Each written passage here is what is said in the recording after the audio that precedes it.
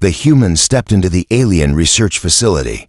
His boots echoed on the cold metal floor. The walls were covered with warning signs in alien language, but he could guess what they meant: danger ahead. Corporal Jax Hunter had seen many strange things in his service, but nothing like this. Giant claw marks scratched across steel doors. Broken chains, big enough to hold a starship, lay twisted on the floor. The hallway ended at a thick force field glowing blue.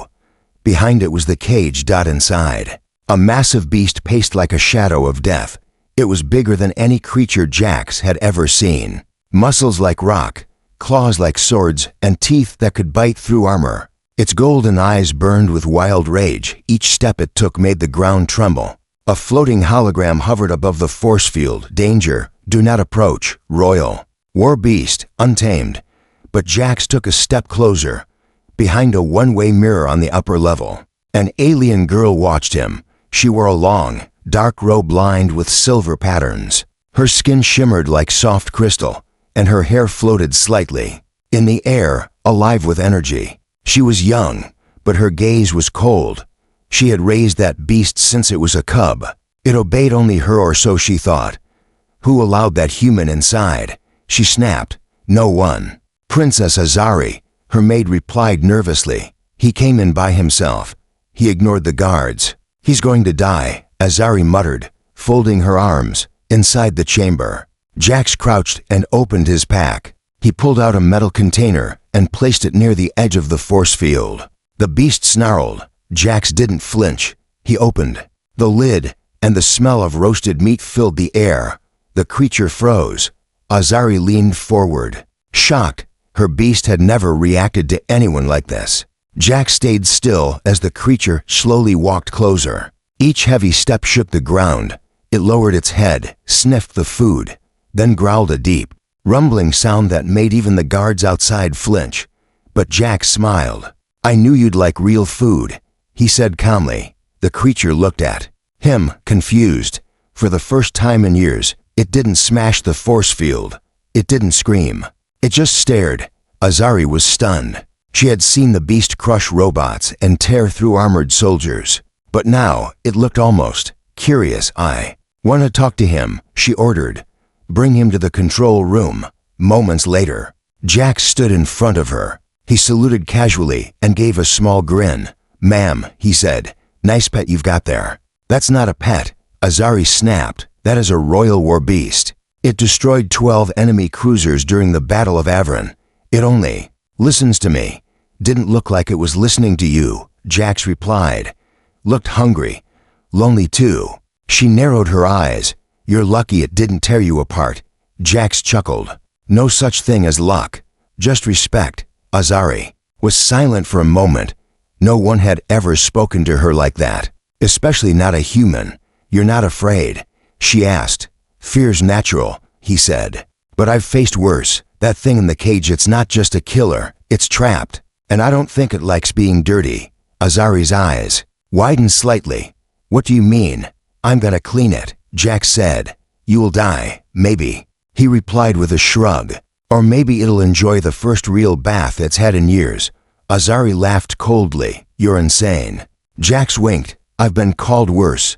Back in the holding area, the beast had curled up near the spot where Jax left the food. It sniffed the air again, looking toward the exit. Its heavy tail swayed gently, not in anger but in calm. Guards watched nervously as Jax re-entered with a bucket, sponge, and a bottle of alien safe soap. Azari watched from above, her heart beating faster than it should. What was this human doing? Why? Did her beast not kill him? And why deep down did she feel afraid it might like him more than it liked her? She didn't know yet. But this was not just the beginning of a strange friendship. It was the start of something that would shake the entire galaxy. The creature didn't move when Jax stepped through the gate again, carrying the same metal bucket, now filled with warm, soapy water. The guards behind him whispered in disbelief. Hands tight on their blasters, they were ready to shoot at the first sign of danger. Jax ignored them. He kept his eyes on the beast. Steam rose softly from the bucket. A sponge floated on top, soaked and ready. Jax crouched a few steps away from the massive creature, holding out a thick strip of dried meat. in one hand. The beast sniffed, low and slow. It stood up, towering above him. Claws scraped against the metal floor, loud enough to drown out the breathless silence around them. A snarl rose in its throat, but then it stopped. The meat in Jax's hand didn't shake. His gaze didn't drop. The beast took one step forward. It sniffed again, then carefully leaned in and took the food with its teeth without touching the man's hand. Chewing slowly, it lowered its massive head, eyes still fixed on Jax. Princess Azari watched from the viewing deck, lips slightly parted. Her arms were folded tightly, but her fingers trembled against her sleeves. This shouldn't be happening. Her royal beast should have torn him in half, but it hadn't. Again, Jax dipped the sponge in the water. He stood, walking forward, calm and measured. The beast watched him like a curious child. A single drop of soapy water fell on its thick, fur-covered leg. The beast growled loud and sharp. Guards reached for their triggers. Azari rose from her seat, her voice ready to command fire. But then, something strange happened. The beast blinked and did nothing. Jax pressed the sponge gently against. The creatures sighed and began to scrub. The soap lathered quickly. Foam spread over its fur. Catching the light, a few bubbles floated up, dancing through the air. The beast looked down at the suds, confused, then turned its head and sniffed. Jax again. Its ear twitched. It didn't roar. It didn't bite. Instead, it sat down. Jax smiled. "You've got a lot of dirt stuck in here, buddy. Hope you don't mind." The guards stared, eyes wide, unsure if they were dreaming. Azari clutched the rail before her, trying to stay calm. Her pet, the royal war beast of House Rivanna, was letting a human wash it. No growls, no thrashing, no blood. Just bubbles. He scrubbed behind one of its ears, carefully avoiding the jagged scars and old wounds. The creature tilted its head slightly and gave a strange rumbling sound. It wasn't a growl. It wasn't a snarl. It almost sounded like a sigh. Azari turned to her maid. "How long has it been since anyone cleaned it?" "No one ever has, Princess," the maid whispered. "We just had the floor sanitized after each battle. No one dared go near it." Jax didn't speak to the creature much. He just worked, steady and patient, like he'd done this 100 times before. He didn't even seem to care that he was bathing something that had once ripped through fleets. His movements were gentle but firm, and the beast leaned into them, closing its eyes for a moment. The bucket slowly emptied. Jax stood back, examining the half-covered side of the beast that now gleamed under the lights. He reached into his pack again and pulled out a soft cloth, drying the clean side with care. From above, Azari's jaw tightened. She didn't like this. She didn't understand it. That beast had never responded to anyone with anything but violence. She had trained it herself, bonded with it, and used it as her blade in war. But now it followed someone else's hand, trusted someone else's presence. "Why?" Azari stormed. Out of the control room and down the stairs, her footsteps sharp. The guards at the base of the chamber stiffened when they saw her approach. She waved them aside and entered the beast's enclosure without hesitation. The moment her boots hit the floor, the beast stood. It turned toward her, but not with the same glow in its eyes as before. It didn't lower its head in submission. It didn't roar or tremble. It just looked at her. She looked at Jax, who now stood calmly, drying his hands on a towel. "What do you think you're doing?" she demanded. "Giving him a bath," Jax said. "Didn't seem like anyone else was gonna do it. You dare touch my creature?" "I don't think it minds." Azari's face burned. She stepped closer, stopping only a few feet away from the man and her beast. She could smell the soap, the wet fur, and something else, something warm and strange in the air. "You have no idea what you're playing with," she whispered. "I'm not playing," Jax replied. "I'm helping." The beast turned its head between them, sensing the tension. Azari glared at the creature. "You're mine," she said firmly. Not his. But the creature didn't move. It simply sat, calm, clean, and silent. For the first time, Azari felt something twist. Inside her, not anger, not fear, jealousy. The beast's fur glistened under the chamber lights, half soaked in soapy foam. Its large body sat still beside Jax, tail stretched behind it like a fallen tree, wet and quiet. Every breath it took, was slow, relaxed. It didn't even flinch as Jax reached up and gently ran the sponge over its neck. From the far side of the room, the guards watched in stunned silence. Not one of them could believe what they were seeing. Just weeks ago, this same beast had ripped apart a prison skiff, trying to relocate it. Today, it looked like a giant, bubble-covered house pet. Princess Azari stood near the gate, her hands clenched at her sides. She had witnessed her beast crush warbots with a single strike. It had once swallowed a bounty hunter whole. That was the creature she had raised. That was the monster that protected her, obeyed her, feared her. But now, it was lying down beside a human, accepting a sponge like a tame pet. And worst of all, it looked happy. Jax hummed as he worked, his voice low and calm. He dipped the sponge in the bucket again and wrung it out with care. His movements were slow, unthreatening. With each motion, the creature leaned into his hands, like it was enjoying every moment. Foam clung to its long, matted fur, and bubbles drifted into the air, popping softly around its horns. "You've got knots in your fur the size of boulders," Jax said with a chuckle. "But no one ever told you that." The beast gave a low grunt, deep, but not angry. It blinked slowly, then flicked its ear when a bubble popped on its snout.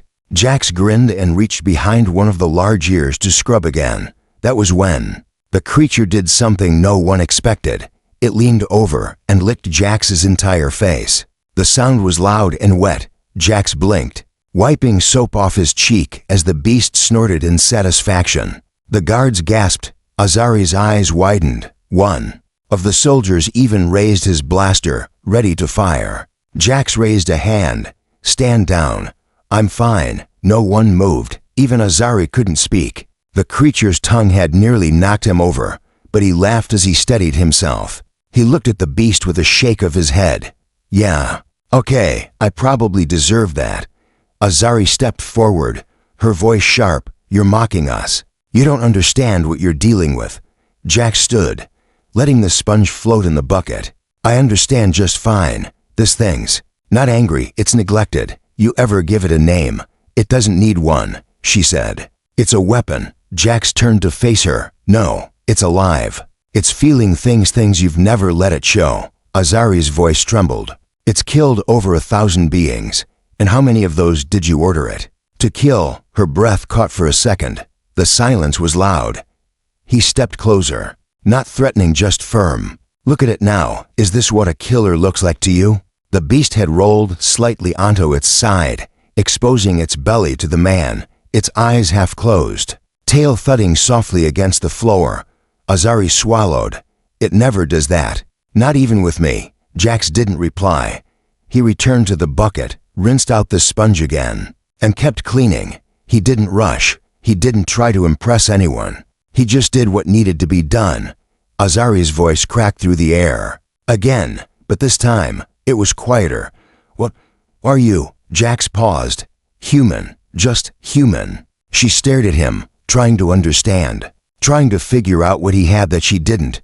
Why the beast chose him. Why the beast licked his face like a puppy. Why she, after all her time training and bonding with it, had never received that kind of trust. She felt the burn return to her chest, jealousy again. But now, it came with something else. Curiosity. "You bonded with it in a day," she said. "I didn't bond," Jax replied. "I listened. I respected it.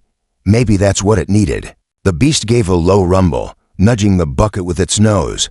Bubbles spilled over the side. And Jax laughed again. "You want more. You're one spoiled beast, aren't you?" The guards didn't laugh.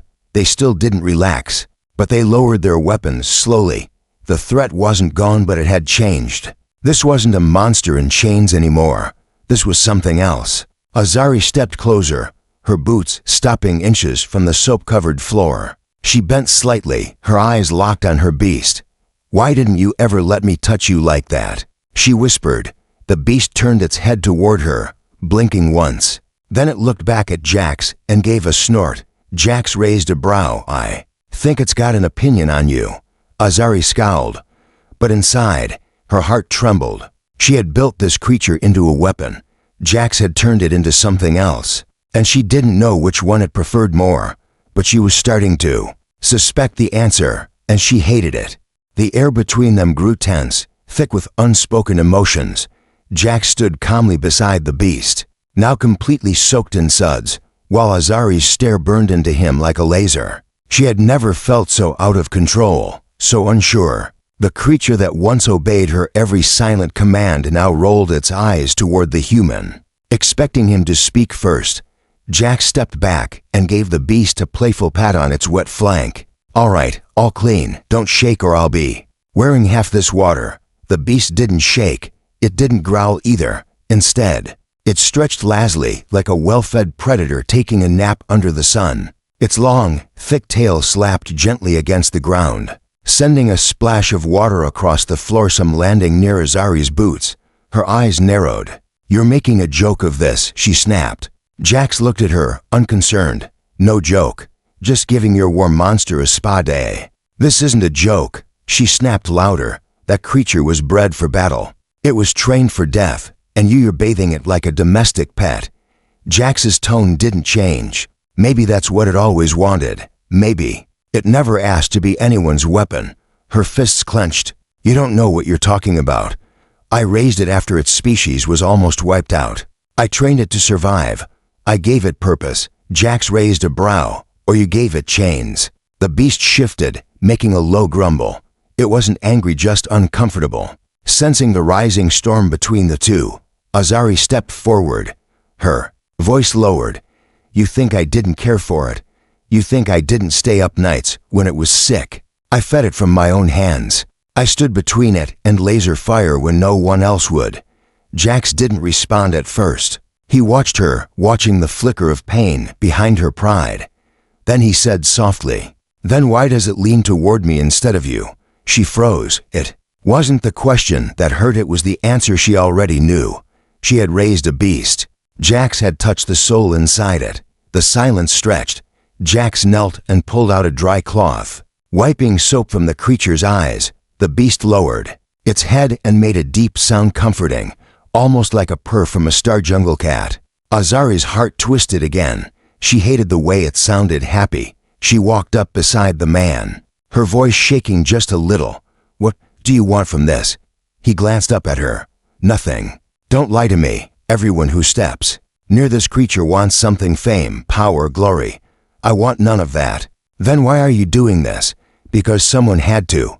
Azari stared at him, breathing hard. "You think you're better than me?" "No," Jax said calmly.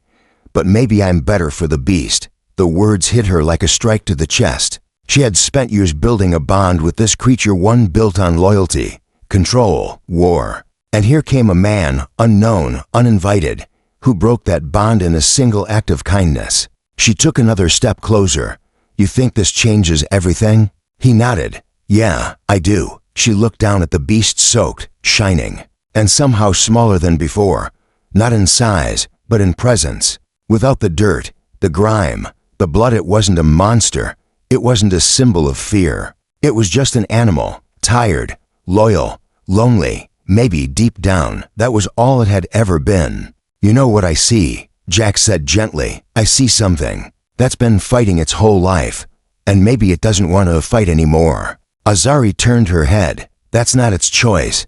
He stood slowly. "Maybe it should be." Her eyes burned. She hated his voice. Calm, sure, like he knew her better than she knew herself. Like he had solved a puzzle she didn't even know was broken. She looked at the beast one more time. Its eyes met hers. No fear, no hate, but also no submission. She turned away. "I should have you removed," she said, her back to him. "You could try," Jax said, "but your beast might not like that." She didn't reply. She walked out of the enclosure without another word. The heavy doors closed behind her, sealing her off from the chamber she once ruled. The echo of her steps faded. Jax knelt again, resting his hand gently on the beast's neck. "Don't worry," he whispered. "I'll stick around." The beast lowered its head and exhaled long and slow, warm breath washing across the man's chest. Up in the shadows of the viewing deck, another figure watched, a royal counselor, silent, curious. He turned and left without a sound. The whispers were already starting. The war beast had chosen a human, and the galaxy was about to talk. The palace courtyard buzzed with quiet rumors. Servants passed messages in hushed voices, avoiding eye contact. Soldiers trained harder than usual, casting glances toward the beast chamber. Something had changed, and everyone could feel it. The royal war beast, once feared and uncontrollable, now followed a human's presence like a loyal shadow. But no one dared say it out loud, not yet. Princess Azari sat alone in her private chamber, the walls lined with ancient trophies of battle, glowing blades, alien skulls, faded banners from wars long past, all proof of her strength, her lineage, her rule. But none of it comforted her now. She stared at a small projection hovering before her. It played silently, over and over the beast, licking Jax's face, then resting beside him with bubbles in its fur, eyes calm and happy. That beast was supposed to belong to her. She had named it in secret, once, long before she made it a weapon. Back when it was just a wounded cub with shattered bones and a burning fever. She had held it in her arms for nights, whispering lullabies from her mother's tongue. It had trusted her. It had depended on her. Now, it leaned on someone else. She rose sharply from her seat. Call him to the training pit, she told the guards at her door. Now, minutes later, Jax stood inside a massive stone arena deep beneath the palace. The floors were marked with scorched trails and claw grooves. Battle drones hovered silently above, watching. The gate at the far end opened with a loud creak, and the war beast stepped inside. Clean and calm, Azari stood on the upper ledge, arms folded, her voice cold and sharp. You think it's your friend, human? Then prove it. Jax looked up. What is this? No sponges, no soap, just instinct. If it really trusts you, it won't harm you. He frowned. You're putting both of us at risk. She didn't blink. You said you understood it. Let's see how far that goes. The crowd that had gathered above the pit remained silent. No cheering, no shouting. Everyone was watching, waiting. The beast stood still in the center of the arena. Its golden eyes flicked between Azari and Jax. Unsure, it could sense the tension, the challenge. Jax stepped forward, slowly. Hey, big guy, I know this is strange. I know you don't want to fight. The beast rumbled low, shifting its weight. Its claws scratched lightly against the floor. It wasn't angry, but it was confused, easy. Jax whispered, I'm not here to hurt you. Azari's voice rang out. If you back away, it means nothing. If it spares you without being ordered, then maybe you've earned something. The beast looked up at her, then back at the man. Jax took another step. Then he did something no one expected. He sat down, cross-legged, in the center of the pit, with his arms resting on his knees. No weapons, no shield, nothing but trust. I'm not afraid of you, he said softly. You don't need to show them anything. You've already shown me everything. The beast stood still. Then it walked toward him, one slow step at a time. Guards gripped their rifles tighter. Some of them turned away, expecting blood. The beast reached Jax, lowered its massive head, and nudged his chest gently with its snout. A single breath escaped the audience, then silence returned. Jax lifted a hand and rested it against the beast's face. You did good, he said. Azari's jaw clenched. She couldn't look away. The beast curled around the human, circling him once before sitting behind him like a guardian. The pit looked like a temple now, not a battlefield. Azari turned sharply and left the ledge. Later, she found herself in the beast chamber once more. Jax was brushing out the last tangles in the creature's mane. Neither of them noticed her, until she spoke. You were right. Jax looked up, surprised. About what? It didn't want to fight. I gave it war, you gave it peace. Jax said nothing, sensing more. Azari walked closer, standing beside the beast. It didn't flinch. It didn't snarl. It just watched her with calm eyes. She reached out slowly and placed her hand on its back. The fur was soft, warmer than she remembered. It used to tremble at my touch, she whispered. Not out of fear, but readiness, like it was waiting for the next command. Jax nodded. Now it's waiting for none. They stood in silence together, not as ruler and intruder, but as two souls trying to understand the same creature. Do you remember what you first said to me? She asked.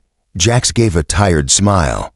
Yeah, nice pet. She chuckled lightly, surprising even herself. "You were arrogant. I still am." She met his eyes. But maybe that's what the beast needed. He shrugged. Or maybe it just needed to feel safe. She looked down at the creature, who had closed its eyes once more. "And what about me?" she asked quietly. "What do I need?" Jax paused, then said gently, "Maybe you need the same thing." The sound of alarms broke through the palace night like a blade slicing silence in half. Red lights bathed the corridors, flashing across stone walls and guard helmets. Doors hissed open. Troops sprinted through the halls, and weapons powered up with sharp electric whines. Somewhere deep within the royal structure, something had gone wrong, terribly wrong. Jax sat upright in his temporary quarters, boots already on by instinct. The alert was no routine drill. He could hear the shouted orders, the stomping of armored boots above and below. Then came the message through the wall speaker: "Containment. Breach Sector 13. The royal beast has escaped. Repeat, the beast has escaped." He didn't wait. He bolted through the door, pushing past confused soldiers and stunned staff. The corridors blurred around him. His legs carried him fast, but his thoughts moved faster. The beast wasn't violent anymore, not unless someone had provoked it. When he reached Sector 13, guards were already lining up with blasters, pointed at the exit tunnel. Energy fences flickered and sparked where something massive had ripped through. Claw marks scorched into the wall told the story. The beast hadn't been trying to destroy. It had been trying to get out, urgently. Jax approached the squad commander. "Did anyone get hurt?" "Not yet," the officer replied. "But it's loose. We've got drones tracking it." Jax's heart pounded. "It's not attacking. It's looking for something, or someone," the commander asked suspiciously. Jax nodded. "Where's Princess Azari?" "She's secure." Beast passed right by her quarters without a sound. That didn't make sense. If it wanted freedom, it would have left the palace entirely. Unless Jax's breath caught. "It's looking for me." He turned and ran. Up above, on the viewing deck, Azari watched the palace monitors in silence. Her advisors spoke in panic tones around her, throwing out plans, orders, security protocols. She ignored them. Her eyes were locked on one image: the beast breaking free, not with fury, but with urgency. Its path had been straight, focused. It had gone room to room, sniffing, searching, ignoring guards and bypassing locked doors. It hadn't harmed anyone. It hadn't growled. It hadn't destroyed. It had just left its cage. And now it was hunting, but not as a predator, as something else. Her stomach twisted. She looked up from the screen. Find Jax, now. Jax exited the palace into the open gardens, chest heaving, breath fogging in the cool night air. The trees rustled above him, leaves dancing in the artificial breeze of the dome shield. He slowed as he reached the center, near the old fountain. Then he heard it. A low huff, soft, like a sigh through enormous lungs. He turned slowly. The beast stood at the edge of the trees. Its fur still held patches of dried soap. One horn was chipped, its sides marked with fresh scrapes from the breakout. But its eyes, those golden, wild eyes, were steady, focused. On him. Jax raised his hands slowly. "Hey, buddy, you all right?" The beast stepped forward. It didn't growl. It didn't charge. It simply walked to him and lowered its head, pressing its snout into his chest like a child returning home after a nightmare. Jax rested his hand on its face, heart slowing. "You were scared," he whispered. "You thought I was gone." Behind them, lights lit up the skyships rising, drones descending, guards forming a loose circle. But none of them stepped forward, because none of them had ever seen the beast do what it did next. It knelt, its massive body folded gently to the ground beside Jax, curling slightly, its eyes still locked on him with quiet relief. And Jax understood. It had broken free not to escape but because it thought it had lost him. Princess Azari arrived seconds later, robe flowing, eyes burning with a mixture of shock and something else, something deeper. She slowed when she saw the two of them together. No chains, no commands, just trust. She walked up quietly, her voice low. "How did you know it was looking for you?" Jax didn't look away from the beast. "Because that's what I would have done, too." She didn't reply. For the first time in her life, Azari had no words. The beast had always obeyed her out of duty. but it followed Jax out of choice. She sat on the edge of the fountain, watching, as the beast gently pushed its nose into the man's side, almost purring. "What are we going to do with it now?" she asked softly. Jax looked up at her, his voice gentle. "You don't have to do anything. Just let it be what it is." Azari's gaze softened. "And what is that?" "Free," Jax said. Finally, she didn't argue. She didn't command. For once, she simply listened. In the distance, the sirens faded. Guards lowered their weapons. The palace calmed. But something else had shifted, something the galaxy would feel soon enough. The war. Beast had broken free from its cage. But more than that, it had chosen where it belonged. The morning sun pierced through the dome's shield, casting a soft golden hue over the palace gardens. Dew clung to the petals of glowing alien flowers, and the scent of fresh soil mixed with the gentle breeze the war beast once feared across. Solar systems lay peacefully beside the old fountain, chest rising and falling with steady breaths. Its massive tail curled protectively round the man who had changed everything.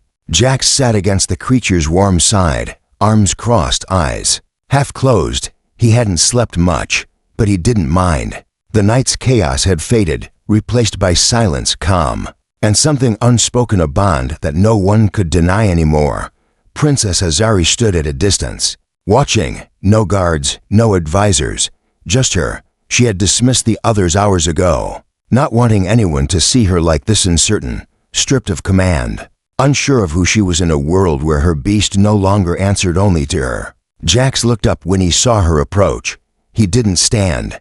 He didn't need to. She came closer, stopping just a few steps from him and the creature. "It's never slept outside its chamber," she said quietly. "Maybe it was never tired."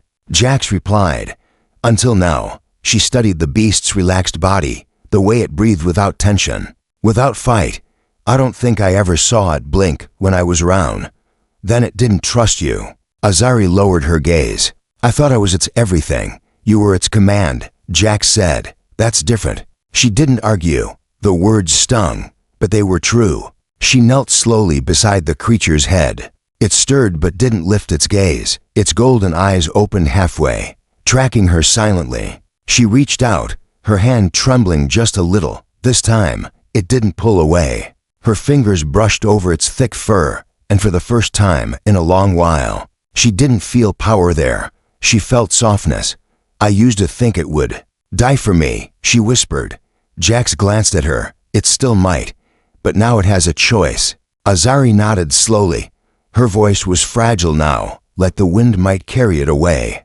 "I don't know who I am without it obeying me." "You're still someone," Jax said. "You just don't need a beast to prove it." She looked at him, searching his face.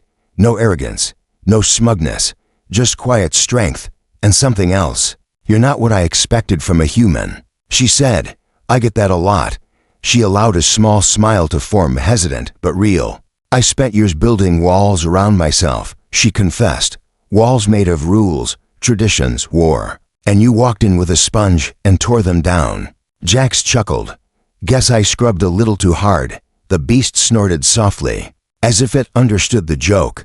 Azari looked at her companion, once a creature of nightmares. She remembered the first time it tore apart an enemy battalion. How proud she felt standing atop its back, drenched in firelight. That pride had been replaced with something else, something gentler, deeper. She glanced at Jax. "Do you think it's still mine?" He met her eyes. "It's not anyone's, not anymore." She took a deep breath. "Then what happens now?" Jax looked out over the garden, his voice steady. "Now you let it live, not for war, not for glory, just for itself." Azari was quiet for a long time. Then she said, "And if I want to live like that too?" Jax turned to her. "Then you're welcome to try." They sat in silence, to people who had started as enemies, opposite ends of power, of culture, of belief, now joined by something neither of them had planned.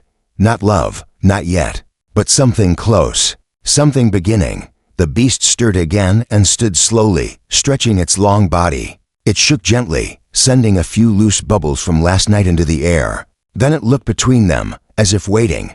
Jax stood. "I think it wants a walk." Azari rose too. "Then let's not keep it waiting." They moved through the garden, Together, side by side, the beast followed, its footsteps light despite its size. Servants and guards watched from afar, eyes wide, mouths open. No one knew what to make of it. A human and a royal princess. A beast once used for battle, now walking like a companion. And the silence between them, full of possibility. As they walked toward the palace gates, Azari spoke again, "You know, I used to dream about conquering whole worlds with this creature. And now," she looked over at him, her tone softer than ever. "Now I dream about walking beside it. Just like this." Jack smiled. "Sounds like a better dream." The gates opened, and the morning light poured in, and for the first time in her life, Princess Azari stepped outside without her crown, without her armor, and without her fear. The galaxy would hear the story in whispers first, of how a human touched the untouchable, of how the beast bowed not to war, but to kindness, and of how a princess, once feared and proud, finally learned how to be free.